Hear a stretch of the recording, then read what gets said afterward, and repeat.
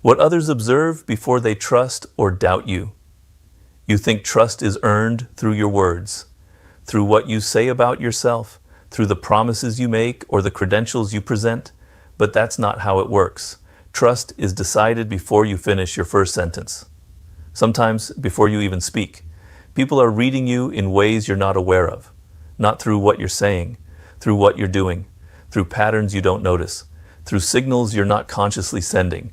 And by the time you're trying to convince them you're trustworthy, they've already made up their mind, not based on logic, not based on evidence, based on observation, based on dozens of micro signals that told them whether you're consistent, whether you're certain, whether you're hiding something, whether you're performing.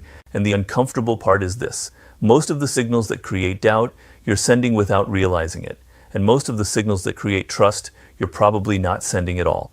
Trust is not rational. People like to think they evaluate trustworthiness logically, that they look at track records, credentials, references, and those things matter. But they matter later. They matter when someone is trying to justify a decision they've already made emotionally. The actual decision, the gut-level assessment of whether someone is trustworthy or not, happens much earlier. It happens in the first interaction, sometimes in the first moment of observation. And it's based on pattern recognition. The brain is constantly scanning for congruence, for alignment between what someone says and how they carry themselves, between what they claim and what their behavior suggests. And when there's misalignment, when something doesn't match, the brain flags it, not as a conscious thought, as a feeling, a vague sense of discomfort, a subtle doubt. And once that doubt is planted, it colors everything that comes after. Every word is filtered through suspicion. Every action is scrutinized for ulterior motive. And no amount of explanation, no amount of reassurance fully erases it. This is why people who try too hard to appear trustworthy often achieve the opposite effect. Because the effort itself is a signal. It signals insecurity. It signals that they're aware they might not be trusted. And if they're aware of that, there's probably a reason. Think about job interviews. There's always someone who answers every question perfectly. Their responses are polished, rehearsed. They maintain eye contact. They smile at the right moments. They give examples that demonstrate exactly the qualities the interviewer is looking for. And yet, something feels off, not because they said anything wrong, but because the presentation is too smooth, too controlled. And that control suggests performance. It suggests they're managing an image rather than simply being present. And the interviewer, even if they can't articulate why, feels the disconnect. They might hire the person anyway based on qualifications, but the doubt is there. Quiet, persistent. Compare that to the person who pauses before answering, who admits when they don't know something, who gives answers that aren't perfectly structured but feel genuine. They might be less impressive on paper, but the lack of performance creates trust, because it signals they're not hiding anything. They're not crafting a version of themselves. They're just responding honestly. Or think about relationships. The person who constantly reassures you they're loyal, who tells you unprompted that they would never lie to you, who emphasizes their honesty in ways that weren't asked for. And every time they do it, the reassurance lands differently than they intend, because you weren't questioning their honesty, but now you are. Because why are they so concerned with convincing you? Meanwhile, the person who never mentions their trustworthiness, who simply acts with consistency over time, builds trust without effort, not because they're saying the right things, because their actions and their words align. And that alignment removes the need for reassurance.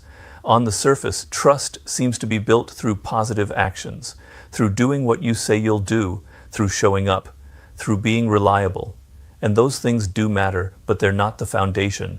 The foundation is congruence. Congruence is the alignment between your internal state and your external presentation. When what you're feeling matches what you're showing, people sense it. When there's a gap, when you're performing confidence while feeling insecure, or projecting calm while feeling anxious, people sense that too. They might not be able to name it, but they feel the misalignment, and that feeling creates doubt.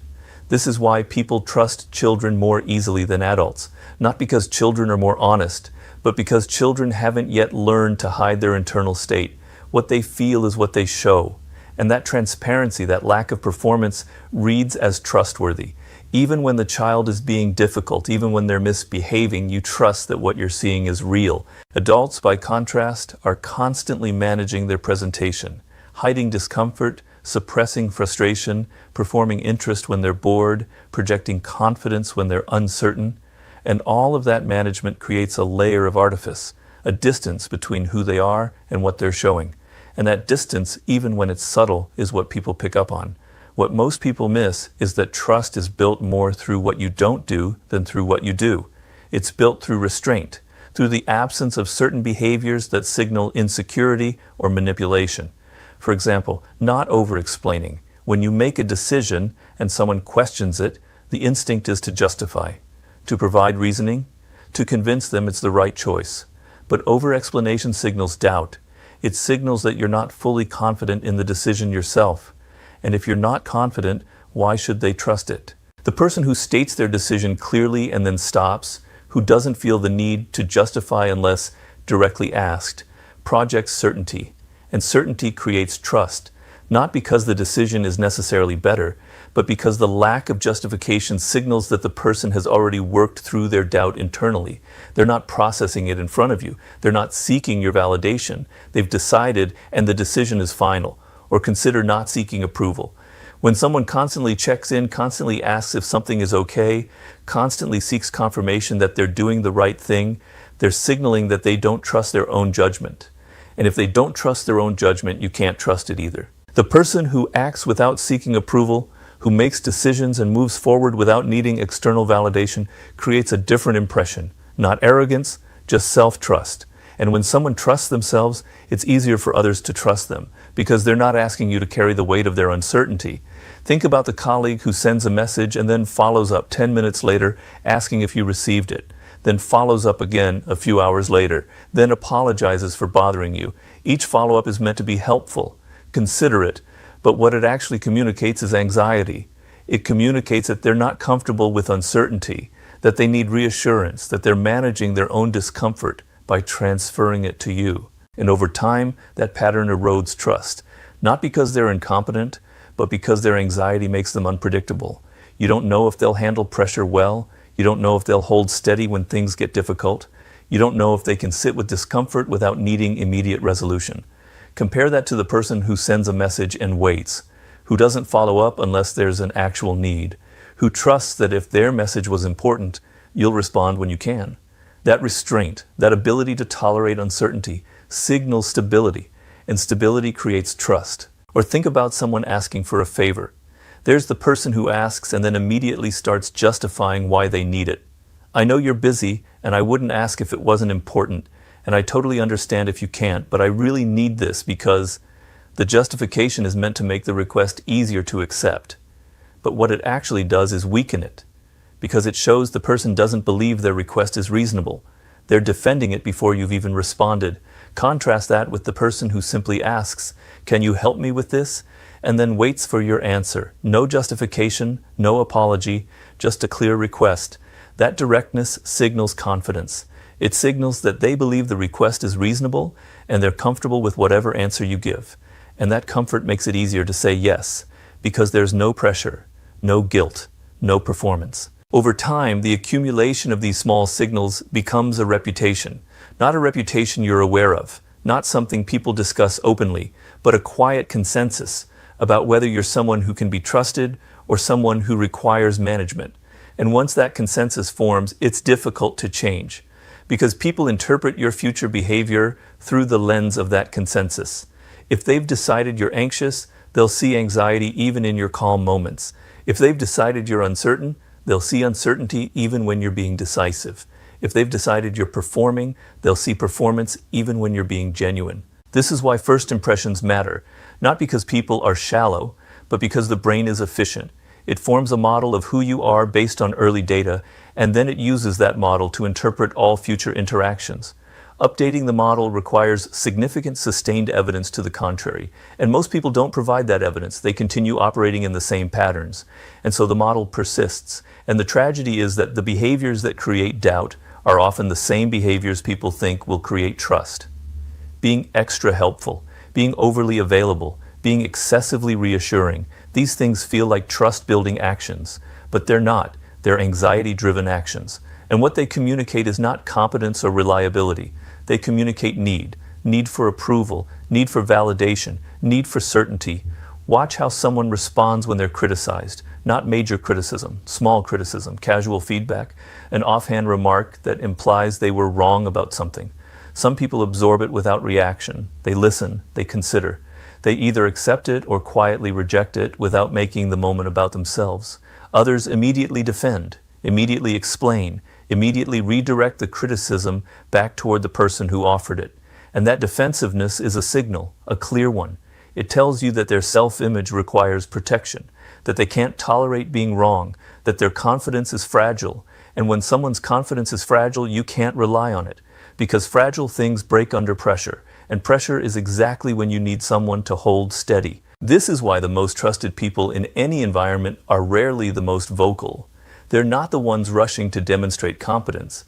They're not the ones explaining their reasoning before anyone asks. They're the ones who remain stable when others become unstable, who slow down when others speed up, who speak less when others are speaking more, not because they're withholding, but because they've learned that restraint is more powerful than expression, that what you choose not to say carries more weight than what you say. There's also the question of how people talk about others when those others aren't present. This is one of the clearest signals of character that most people overlook. Not because it's rare, because it's so common that people stop noticing it. When someone speaks critically about a person who isn't in the room, they're not just sharing information, they're demonstrating something about themselves. They're showing you how they think when they feel safe, how they talk when there's no consequence. And if they're willing to do it about someone else, you register, quietly, that they'll do it about you too. The people who generate the deepest trust are rarely the ones who offer the most interesting commentary on others. They're the ones who say very little about people who aren't present, not because they have no opinions, but because they understand that speaking about absent people is a low-value activity. It gives you temporary connection with the person you're speaking to, but it costs you their long-term trust, because they've now seen something about how you operate. Over time, people notice who restrains themselves in these moments, and who doesn't. And the ones who restrain themselves consistently build a reputation as someone who can be trusted with information, someone who won't use what they know against you, someone who processes their opinions internally rather than broadcasting them. And need, in the context of professional or social dynamics, creates doubt, because people trust those who don't need them, who can function independently, who can tolerate rejection, criticism, or indifference without destabilizing. Those are the people who feel safe to rely on, because their stability isn't dependent on external validation. Most people believe they're being read based on what they say. They think that if they explain themselves clearly, if they articulate their intentions, if they provide the right information, people will understand them accurately. But people don't trust your words. They trust the alignment between your words and everything else. Your tone, your pace, your body language, your energy, your patterns over time. And when there's even a slight mismatch, when your words say one thing but your behavior suggests another, people trust the behavior, always. This is why lying is so difficult to sustain, not because people are good at detecting lies through logic, but because maintaining congruence while lying requires extraordinary control. You have to manage your words, your tone, your facial expressions, your body language, all simultaneously. And most people can't do that. Something leaks. A micro-expression, a slight hesitation, a tonal shift, and the person watching picks up on it, even if they can't consciously identify what changed. But the opposite is also true. Like when you're telling the truth, when you're being genuine, when there's no performance, maintaining congruence is effortless, because there's nothing to manage. What you're saying is what you're feeling. And that alignment comes through, not as something people analyze, as something they sense. What most people miss is that the absence of certain behaviors is more powerful than the presence of trust-building actions. Not reaching out constantly, not apologizing unnecessarily, not seeking validation, not over-explaining, not performing enthusiasm. These absences create space for the other person to assess you without interference, space for them to notice your consistency without you pointing it out, space for trust to form naturally rather than being forced. Because trust, real trust, is not built through convincing. It's built through observation, through watching someone over time and noticing that they do what they say, that they hold boundaries, that they don't change based on who's in the room, that they're the same in public as they are in private, that their words and actions align. And you can't convince someone of that. You can only demonstrate it, quietly, consistently, over time. And the demonstration only works if you're not performing it, if you're not aware of being watched, if you're simply operating from a place of internal consistency, regardless of who's observing. Eventually, people sort themselves into two categories in the minds of others: those who are trusted by default, and those who have to continuously earn trust. The first group operates with a presumption of competence. When they make a mistake, it's seen as an anomaly. When they make a decision, it's assumed to be sound.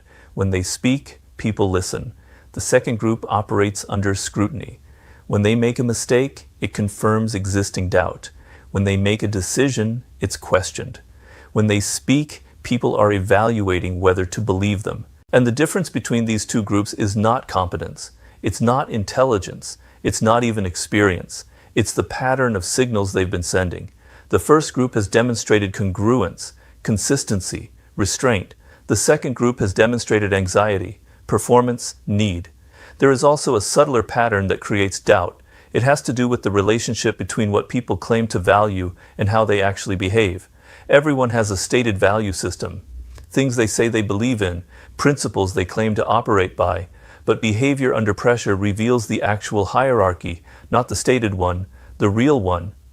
And when those two things don't match, when someone claims to value honesty but softens every truth to avoid discomfort, or claims to value loyalty but becomes distant when association becomes inconvenient, or claims to value accountability but always finds a reason why a mistake was someone else's fault, the gap is visible. Even when people can't articulate what they're seeing, they sense the gap, and the gap is where doubt lives. What makes this difficult is that most people are not consciously aware of their own gaps.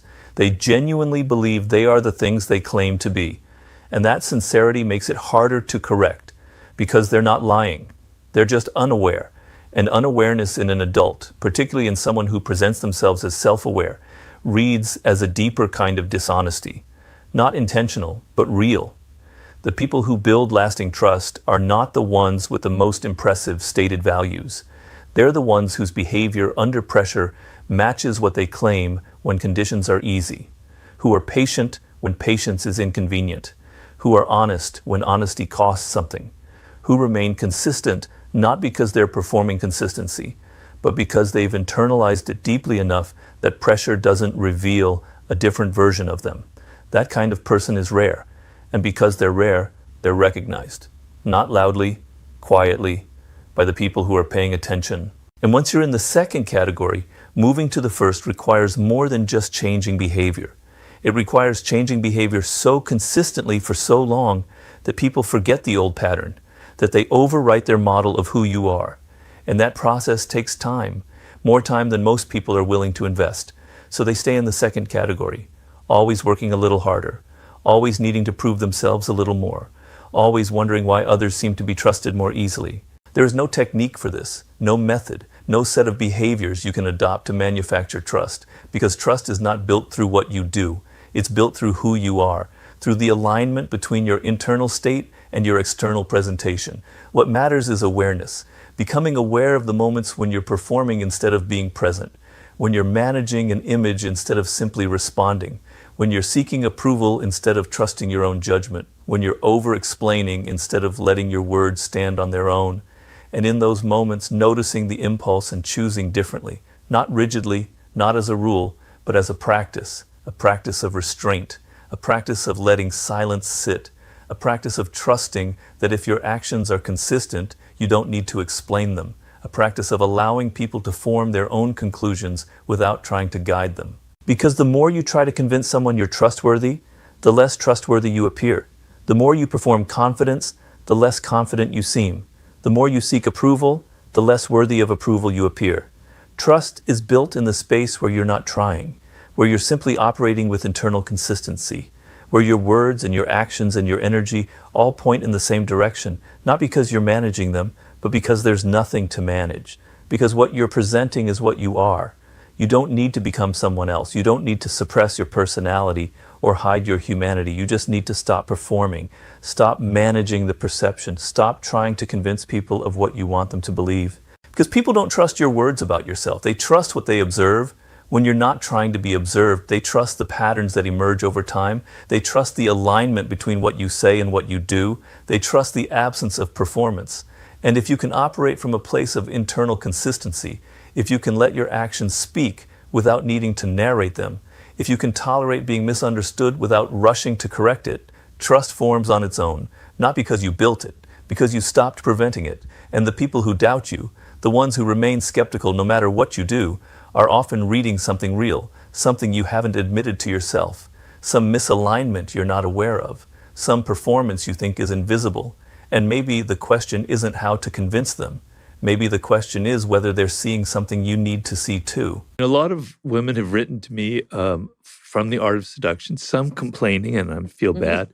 Mostly they say, your book really helped me see through this really evil guy who was trying to manipulate me. I saw that he was using some of your tactics. I saw through him. Wow. And it helped me. I'm fine with that because a lot of it is just opening up the game and showing you how people operate in this world. And I think there are there are obviously malevolent seducers out there, probably more men than women, but there are women who use it for nefarious purposes as well. Yeah. So, we've been taught by men. huh? Nothing. Quick list, Robert. What are the anti-seducer qualities that quickly make people uninterested? Well, I call it the moralizer.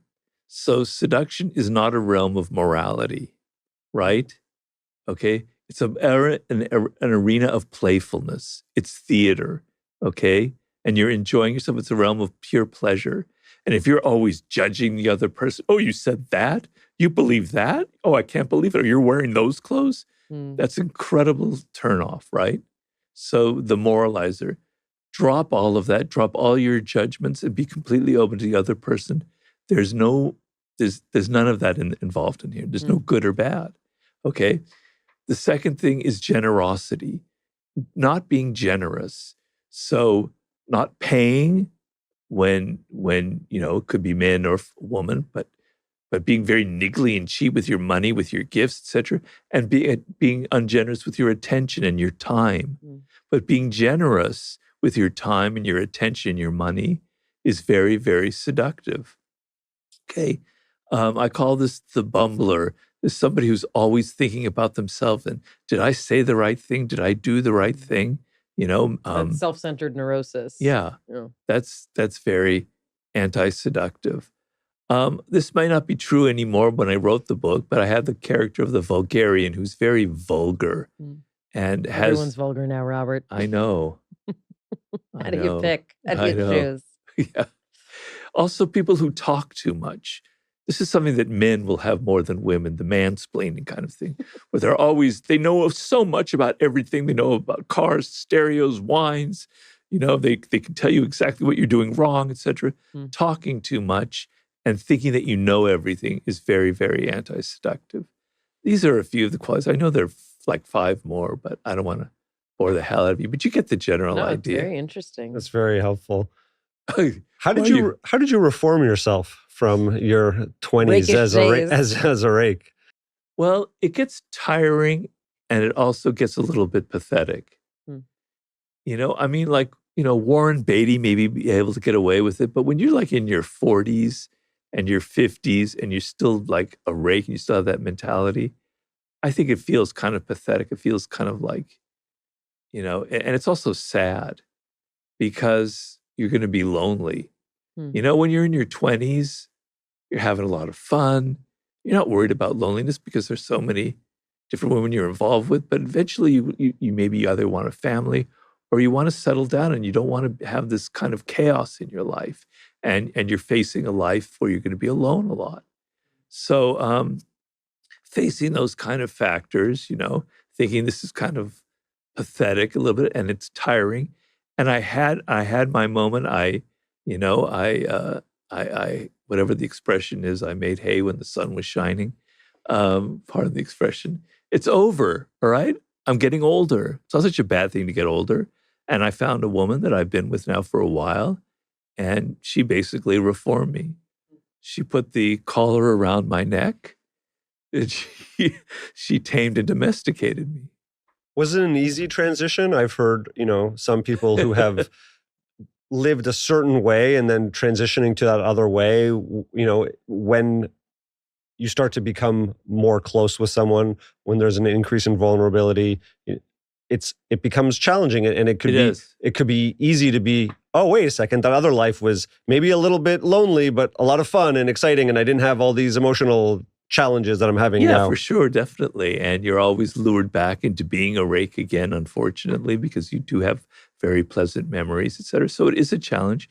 You have to work on yourself, and you have to grow, and you have to mature a little bit and understand that if you're fooling around, you're not going to have that relationship that you want, that you think is very important, you need it very much so. So the woman I'm with, we have a very deep connection intellectually and emotionally.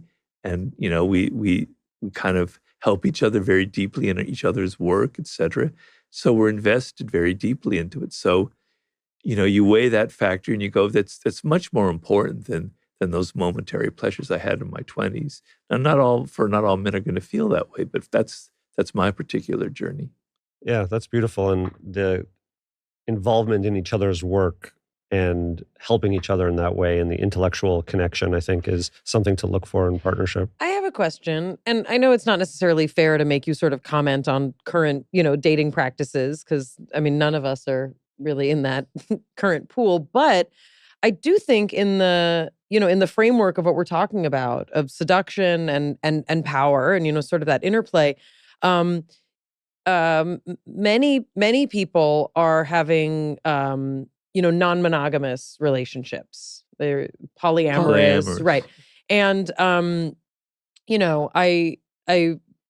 fascinated by this just because I think it's very interesting. And what I hear from a lot of women is like, two can play at that game, and if he wants to have lots of partners, like I should too, and I'm a sexual person, and so is he, and all these things. But I wonder if you could speak a little bit to where that kind of comes into this notion of, is that a reaction to men being rakes? Is it, is this something that women experience in the same way? And, at what point is there a neurotic or compulsive feature to the need to have multiple partners? Does that come into any sort of understanding of power or seduction that you can understand? Well, everybody is different. Some people, I think maybe it is a healthy thing where they just have an incredibly powerful sexual drive, Mm-hmm. and they want different partners, and they found somebody. So I don't like to judge with broad strokes like that. And sometimes it's not just the sexual connection. It's like having committed, intimate relationships with more than one person. So yeah. But then there's the sex addiction part of it that becomes compulsive, where you're dealing with issues probably stemming from your childhood, probably stemming from your connection to your mother. Mm-hmm. I know you probably heard of Neil Strauss, wrote The Game. He wrote this book where he tried to get out of the game, where he called The Truth. Mm-hmm. Have you heard of this? Yeah. Where he tried to reform his ways as a pickup artist. And he went to these retreats in Arizona, and they taught him all these things about who he was and why he has this compulsive need, et cetera. And he essentially reformed himself. So I think he did. I can't say for sure. But it came from an unhealthy place. But you have to have self-awareness also to be able to access this kind of information, right? Well, I think in his case, he was getting... I'm saying in general, not... Yeah. But sounds like he went through a rigorous process. He did. He wanted to have children. He wanted to have a family. And he thought I don't want to be someone's, constantly sleeping around and trying to also have a family. I don't know. I'm not going to go into how he thought. But as far as women, I do believe that men and women are different. I'm sorry to say that. It's a very radical notion. I know it is. And I think women think differently about sex than men do. Generally speaking, they have more at stake, obviously. Yeah. Well, one egg a month, Yeah. So the women that are involved in polyamorous relationships, I don't think it's the same as it is for a man. Now, I'm not saying that there aren't women that are naturally drawn to that kind of lifestyle, and I'm sure there are. But I don't think it's the same drive and the same, I don't think it's as prevalent as it is for men. Excuse me for saying that. I know I'm being a quote unquote gender essentialist here, but I do believe that it is different between men and women, Mhm. biologically speaking. Mm-hmm. Let's talk about mastery. Yes. Mastery of seduction and power. Well, No, kidding. they do interrelate. They do interrelate because you talk about people finding their life's purpose or finding their life's task. And in order to do that, you are able to have more agency and influence on your life potentially. But can you start us off, explain a little bit about the notion of finding a life's task to someone who may be like, well, I don't know if I have one. Well, everybody has one. And of all of the chapters in all of my books, it's the most important one of all for fulfilling your life, for having what you want in this world. It's extremely important. And I believe I'm a complete egalitarian in that sense. I believe everybody is born with this capacity. Everybody is born with a life's task. And in the book, I kind of reduce it to genetics. The DNA that you possess has never been replicated in the past nor in the future. It is one of a kind. It is a mix of hormones, of chemicals that are completely unique. You are a unique phenomenon in the history of the universe. And it's something that may sound like a cliche, but if you think about it, it's very, very powerful. There has never been anybody like you. And you can add on top of that your parents, who also have their own uniqueness. They're raising you in a unique way with a chemistry that has never existed before. And you can also say that about your earliest experiences in life, the people that you interacted with. So you are a unique phenomenon in this world. And that uniqueness, what makes you different, is your life's task. Understanding what makes you different from everybody else clearly will indicate to you the career path that you should be following, should indicate what it is you should be studying in high school and college, and when you enter the work world. And it's, for a lot of people, I believe for every child, it's very clear, but you don't remember it, right? So when you're like 2 or 3 years old, you're attracted to things, I call them primal inclinations. Abraham Maslow, the great psychologist, he called them impulse voices. You have these impulse voices that say, I like this fruit, I don't like that. I like this person, I don't like that person.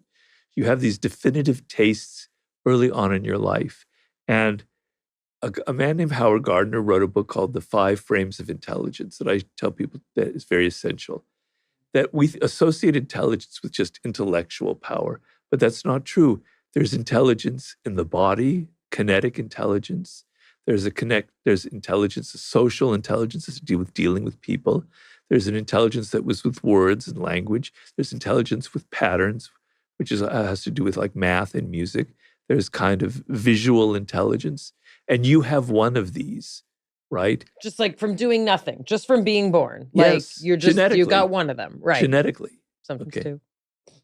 Well, usually it's one, Okay. but there can be a second one that you could combine that with. So we could look at a great person like Da Vinci, gonna say, and Da he Vinci, has yeah. he's like visually oriented, Yeah. very much so, but he also had that mathematical kind of brain, and he also had that visual intelligence of being able to design mechanical things. Mechanical intelligence was the other one I was thinking of. So you have that. You have that. It's almost we put too many words and labels on it. It's something that's deeply ingrained in you.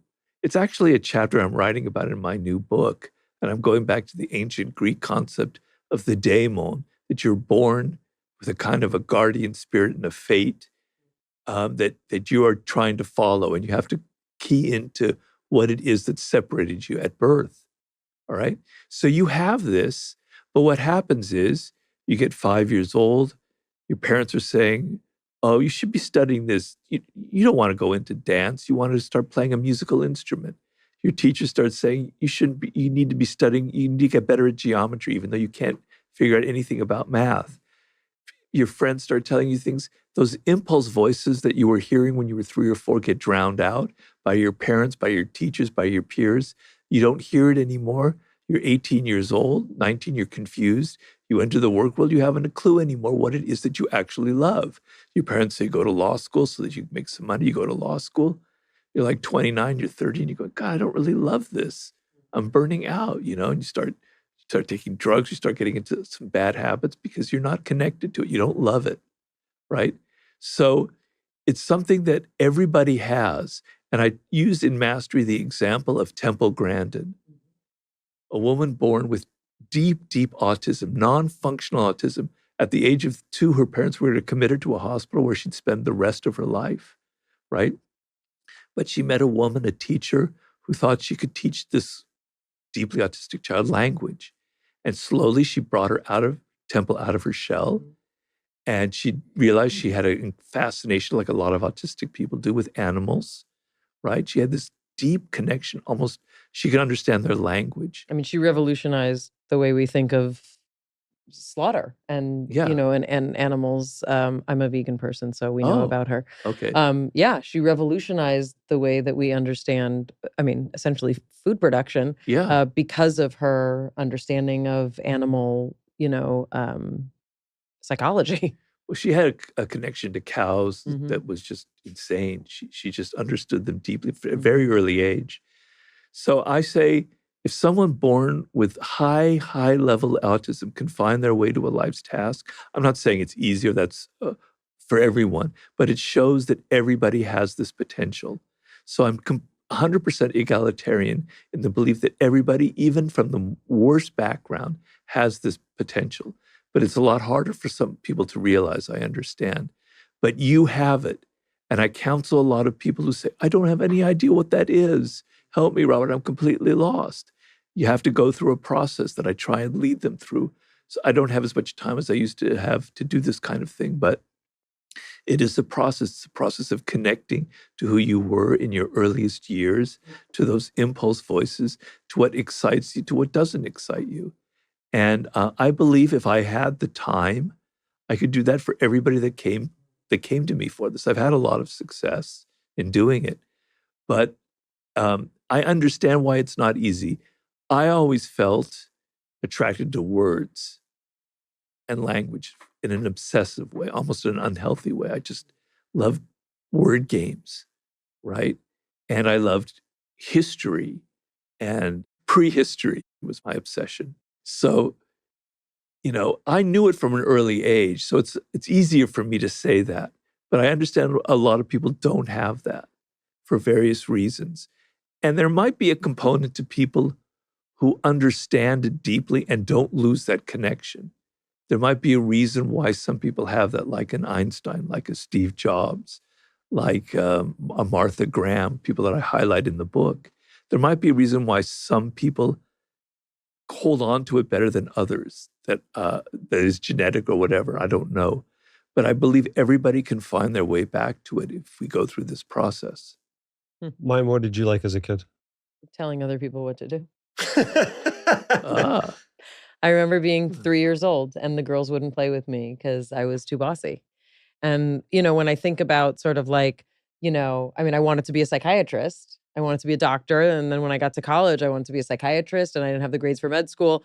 But yeah, I've always been interested in like therapy, talking to people, helping people, and I'm thinking like, gosh, was that related? As a 3-year-old, that's sort of managing and directing and being like, I want to play this way. I don't know. It was 2 years ago, I think. Mime directed her first movie that she wrote. Really? Mm-hmm. And I wasn't there on set, but when I was talking with her, she expressed feeling more at home and in herself on a set, which requires telling people what to do. But being a director, meaning being in charge of every aspect of, meaning like the visual, I wrote it, so the words, like it was the best way of being bossy without it being an authoritarian. I see this. What is the movie called? It's called As They Made Us. As They Made Us. As They Made Us. It's with Dustin Hoffman and Candice Bergen. Really? Oh, fantastic. Oh, I have to look it up. Had some big hitters there. And Simon Helberg from The Big Bang Theory and Diana Agron. And it's, it's like a character kind of study, but a very, very small film. But it absolutely felt like this is why my brain was made the way Yeah, it was, because sure. I could see in angles, and like I, loved the cinematographer and being Yeah, able yeah. to work with him. And that was my favorite thing, was designing all these things. And I was like, is this what my brain, was kind of designed to Also, do? therapist, as well Yep. as telling people what to do, as Yep. well as artist, as well as Yep. visual. It kind of put all the but pieces look, together. I think for a lot of women, I think of my mom's generation, I think of women probably for most of his history, the proscenium was pretty limited, and you were raised, to have a certain set of skills that serve, I'm watching 1883, and I'm like, that was what women's lives were, like cooking, cleaning, making sure no one died, and having enough children so that when some died, you still had leftover, right? And so I think, like, gosh, what a blessed time for me to get to live in, where I got to go to college. It wasn't this novel thing. It wasn't Right. crazy that I wanted to get an education, or that I didn't feel the need to get married at 16 or 17. Yeah. And for people trying to find their life's task now or their life's purpose now, you've described connecting with what they used to like as children, re-identifying and reconnecting with that. You also talk about sort of viscerally in the body, Yeah. understanding what those signals are. Well, the signals are things that you love and things that you hate. So, going on my own life, as I said, I've had this visceral attraction to this day. Whenever I see something in the New York Times that has to do with earliest ancestors, with things about the Neanderthals, I get this thrill that I just got to read it, because I'm so fascinated with this notion of who we were 50,000 years ago compared to now, right? Something from when I was 4 years old, but also things I hated. I hated working for other people. I hated office politics. I hated the bullshit going on. I hated all the game playing. I hated all the brown nosing. I hated it. I realized I never held a job in my entire life for more than 11 months, right? That's why I had 50, 60 different jobs. So now I don't work for anybody else, and I'm in heaven. Is it that I've died simple? and I'm in heaven. What? Is it that simple? Like, what are the things that you viscerally like? What are the things that you viscerally It's hate? not that Like, simple. no, That's but I'm saying, is yeah. that a starting place? Because, I was just Yeah. talking with my 18-year-old, and I was like, isn't it interesting that you're entering a phase of your life where you could, and he is a person who has really, both sides of his brain, running on a lot of cylinders. Like, he could say, I'm going to study science and I'm going to go to medical school, and like that could be your life. Or you could study philosophy and say, I'm going to write and I'm going to think. And like, we're at these points a lot of times in our life where, options are open. Like, is it that kind of simple? I mean, mostly I went to school with people who thought they had to go to med school, Right? Because it's all that they were and in a culture that worships money and power, that is what drives a lot of people. But I really love this idea, and I think for those of us who are artists, like you play. We live in a play world. Like, as an actor, I literally like pretend for a living, which is a bizarre thing, to do. But that's sort of some of what artists are able to tap into, right? Like, I get to keep playing and seeing what moves me. Exactly. So, you have to make a living. You have to be somewhat practical. Well, Scott Galloway, who we had on, says, don't pursue your passion. That's not going to be, what actually makes you successful and able to support yourself. Find the thing that you're best at, that you can do, even if it doesn't move you. And like, that felt very loveless to me. I'm of the opposite perspective. I know. So that's why you're here for longer than he is. Okay. Because he made me cry. Okay. Well, so you do have to make a living. You have to be practical. I understand that. But what you want to do is you want to think of your 20s as a period of adventure, as a period of trying things out. You don't want to have this kind of monorail, linear perspective. I've got to go to law school. I've got to make $100,000 by this, blah, blah, blah, blah. You're not going to have any fun. You're going to burn yourself out and you're going to end up miserable. But that used to be when women had to have your babies. Yeah. Now they're extending it. But many of us are geared towards like, I got to have a baby when I'm most fertile. That's now in your 30s. Well, I mean, I was just more conservative. I was, I A lot wanted of women waiting until their 30s these days. I know, but then you're geriatric after 35. Like they flag you. It's like you can't do a home No. birth. Yeah. After 35 is considered a geriatric pregnancy.